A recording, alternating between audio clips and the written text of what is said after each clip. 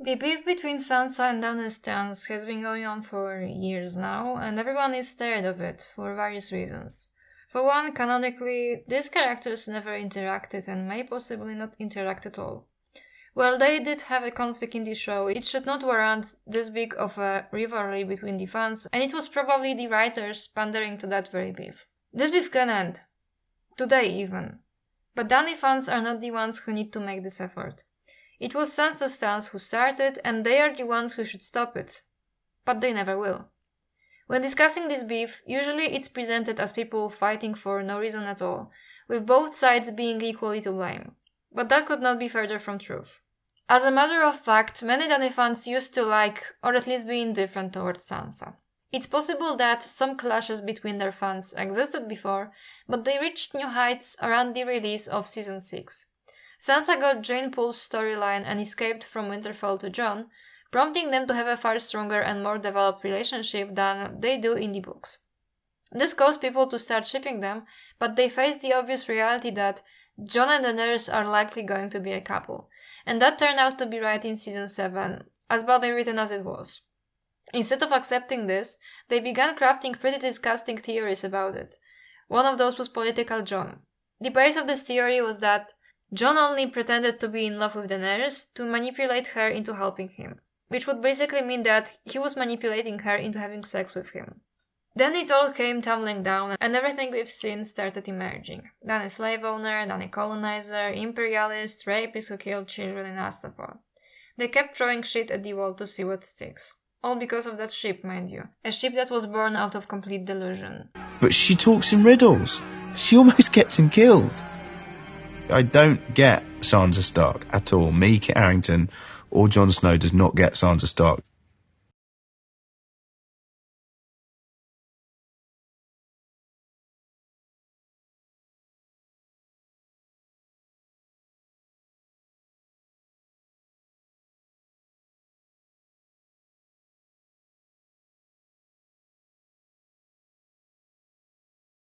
I never denied that Sansa was hated, but I do not like this revisionist history that at least implies that it was Dany fans who hated her. When Sansa was hated, it came from the same people who hate Daenerys, misogynistic incels who hate women for existing.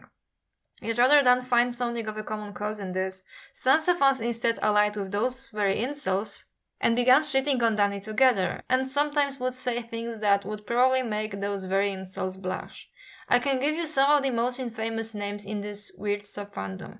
Kelsey L. Hayes, Agent Rurka, Cyrok and Aiston Pisk. These are all Sansa fans, and they never shied away from how much of a hate boner they have for Dany. Their entire online presences are essentially dedicated to announcing to the entire world how much they hate Dany and how they want the worst things to happen to her. Kelsey L. Hayes was active on Quora, and she literally spent years answering every single Dany-related question to make Dany into the fantasy incarnation of the Austrian painter himself. Speaking of which, Cyrok is the person who claimed that Emilia Clarke is anti-Semitic because she watched Hitler's speeches to prepare for the role. She apparently has no problems with her own circle, claiming that some fictional elves are Nazis. Cyrok also claims that Dany raped Drogo. Aiston Pisk, on the other hand, very clearly sexualized Dany's femicide and found it hilarious. Also, some Sansa shippers quite literally believed in a conspiracy theory, according to which Emilia Clarke prevented Sansa from happening. Not to mention that they made up quotes. Let's tell ourselves openly what this is. Sansa fans do not shy away from invoking Nazism and colonialism because of a ship. And it's honestly not surprising to see why. Seeing how Sansa tends to be a self-insert for them, and a man being denied to Sansa means a man being denied to them. And in this entire endeavor, I want to ask you, have any Dany fans ever acted like this? I do not deny that perhaps some Dany fans made distasteful jokes or said awful shit about Sansa, but are there any people you could think of that made their entire online presence into fantasizing of Sansa basically getting sexually coerced and dying a violent death? Even the ending of a TV show did not satisfy them. They literally sit on those blogs and salivate because they want to see it in the books as well.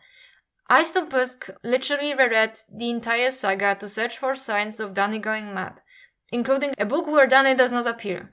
I highly encourage you to take a scroll through their blogs and tell me that both sides of this conflict are equally to blame for it. It's also worth noting that Dany isn't the only character that Sansa fans are terrible towards.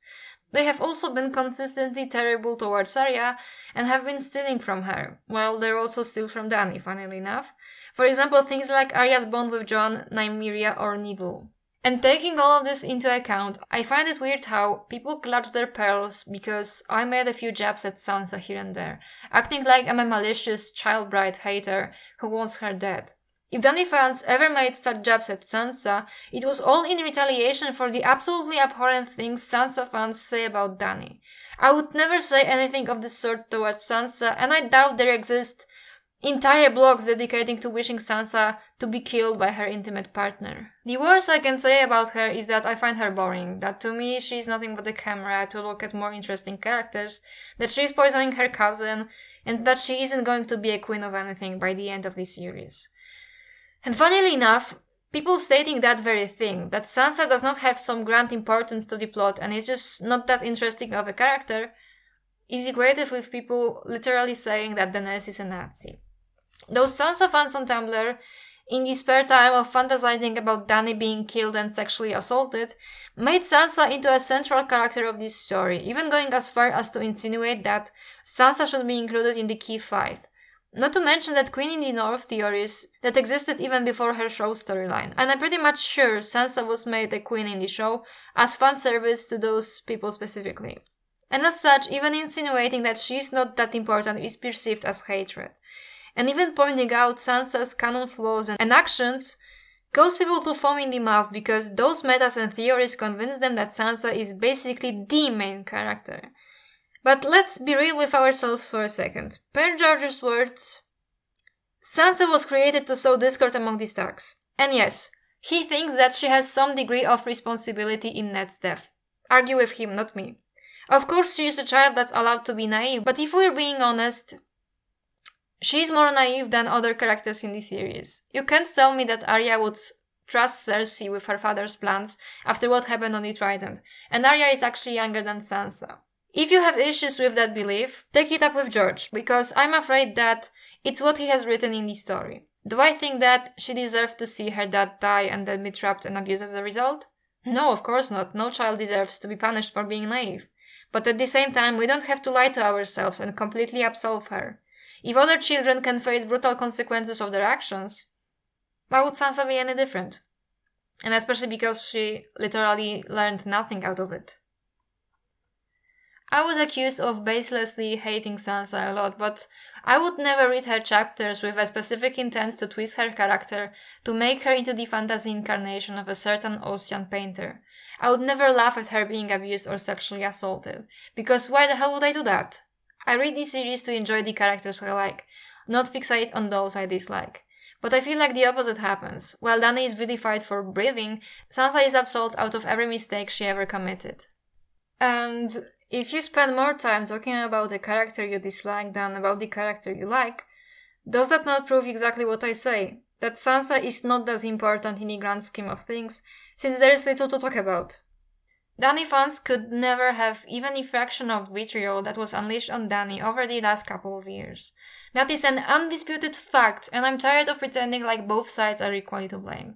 Those people have platforms because they were allowed to have platforms, because hatred for Dany is stronger than whatever morals one might have. And the same people who allowed them to have those platforms tell us that we should end this beef. Well, gladly, but I don't have the power to do that.